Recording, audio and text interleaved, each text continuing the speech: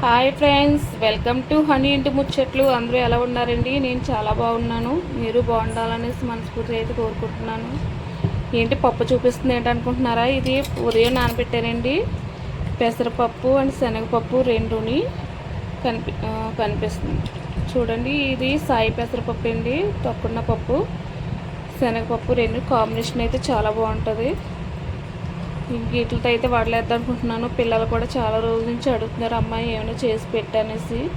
నేను వాళ్ళకి ఏమైనా చేసి పెట్టి కూడా చాలా రోజులు అవుతుంది ఫ్రెండ్స్. అందుకే ఈరోజు అయితే వడలేద్దాం అనేసి అయితే ఫిక్స్ అయిపోయాక, లేట్ అయినా పర్వాలేదు వడలు అయితే వేసి పెడదాం పిల్లలకైతే ఫిక్స్ అయిపోయాను. ఇంకా ఈ గిన్నెలో ఉన్నదైతే ఇందులో కొంచెం తీసుకున్నాను ఫ్రెండ్స్. అంటే ఇది పేస్ట్ చేసేసిన తర్వాత ఈ పప్పు తీసి పేస్ట్లో కలుపుతాను నేను. అంటే కొంచెం అక్కడక్కడ పప్పులు తగులుతుంటే బరకగా తగులుతుంటే బాగుంటుంది కదా, అందుకనేసి. ఓకే ఫ్రెండ్స్, నేను ఫస్ట్ అయితే ఈ పప్పునైతే పేస్ట్ చేసేసి నెక్స్ట్ ఇందులో ఏమేమి కలుపుకోవాలో అయితే చూపిస్తాను. ఓకే ఫ్రెండ్స్, మిక్సీలో అయితే వేసేసి మిక్సీ జార్లో అయితే వేసేసి ఫస్ట్ అయితే పేస్ట్ చేసేసుకున్నాం.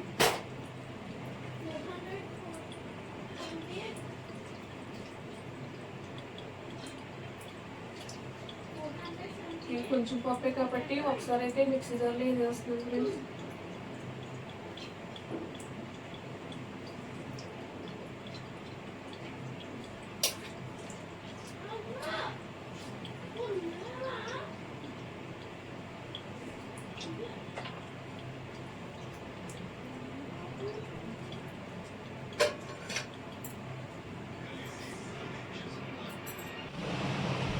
ఓకే ఫ్రెండ్స్, పప్పు అయితే నేనైతే పేస్ట్ చేసేసాను. ఇప్పుడు ఇందులో కావాల్సింది ఇందులో ఏమేమి కలుపుకొని చూపిస్తాను రండి.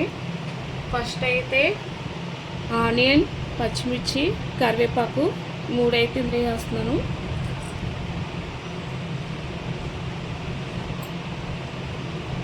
నెక్స్ట్ వచ్చి మనం ఇందక్కడ విడిగా తీసి పెట్టుకున్నాం కదండి, ఆ పప్పు ఇందులో కలిపేసుకుందాం.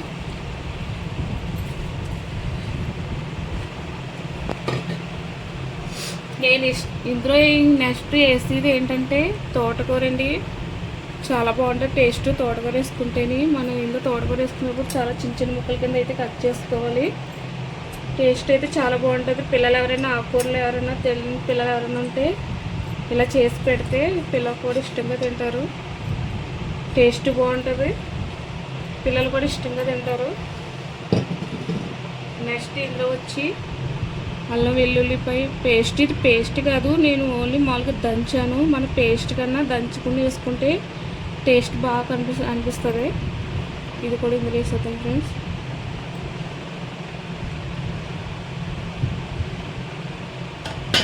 నెక్స్ట్ వచ్చి జీలకర్ర, లైట్గా జీలకర్ర అయితే వేస్తున్నాను. సాల్ట్, పిండికి తగ్గట్టు సాల్ట్ అండి.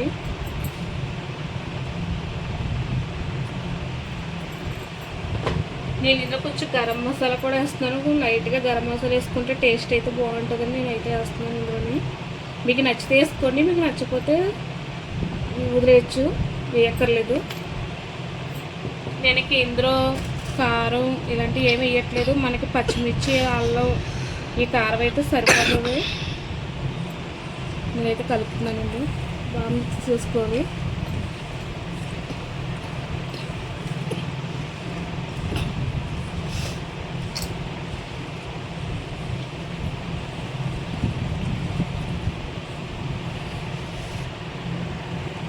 ఓకే ఫ్రెండ్స్, పిండి అయితే ఇలా కలిపేస్తాను. నేను ఇందాక పసుపు చూపించలేదు కదండి, పసుపు అయితే వేసాను పిండిలోని.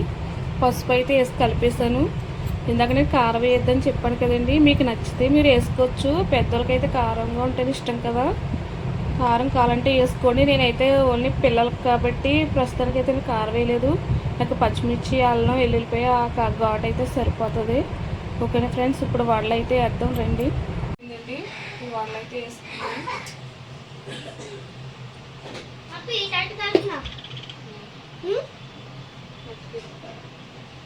చూపించే దగ్గర చూపించచ్చు.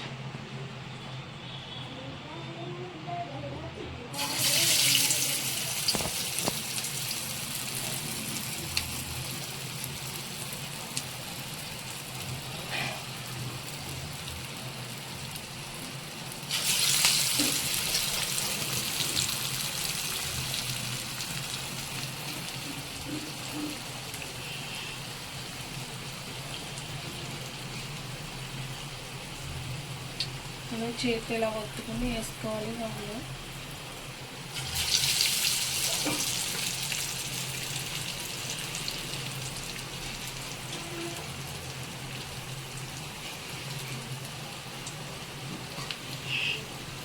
ఆయిల్ వేసేటప్పుడు కొంచెం జాగ్రత్త అండి, వేడి ఆయిల్ కదా, కవర్ చేతి మీద అది పడుతుంది.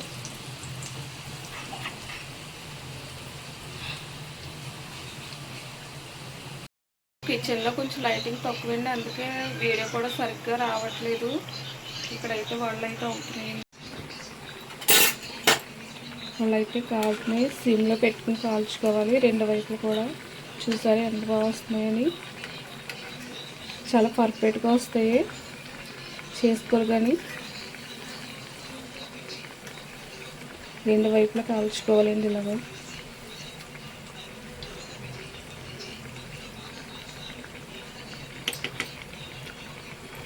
సరే, ఎక్కడ పిండి కూడా విడిపోకుండా చాలా పర్ఫెక్ట్గా అయితే వస్తున్నాయి. అబ్బో ఆలు తుల్లుతుంది, అందుకే వేడాయిల దగ్గర చాలా జాగ్రత్తగా ఉండాలంటారు, స్టవ్ దగ్గర. సరే ఫ్రెండ్స్, ఒక వాయి అయితే అయిపోయింది, సెకండ్ వాయి అయితే వేసాను. చూసారా ఎంత పర్ఫెక్ట్గా వచ్చాయని. మా పాప అప్పుడే అడిగేస్తుంది, అమ్మ ఒకటేవా అనేసి. మీకు చూపించే వరకు కూడా ఆగిలే లేదు. నేను ఇందులో ఎక్కడ బియ్యం పిండి కానీ ఎలాంటి రకాల పిండిలు అలాంటివి వాడలేదు, ఓన్లీ ఆకుకూర ఇవే. విడిపోకుండా ఎంత బాగా వచ్చాయి చూడండి ఫ్రెండ్స్. అవుతుంది. పిల్లలైతే టేస్ట్ అయితే చూస్తున్నారు. ఎలా ఉన్నాయి హర్ష? నిజం చెప్పండి. ఓకే, బాగా వచ్చాయా? ఓకే, తినండి, మీకోసమేగా చేశాను.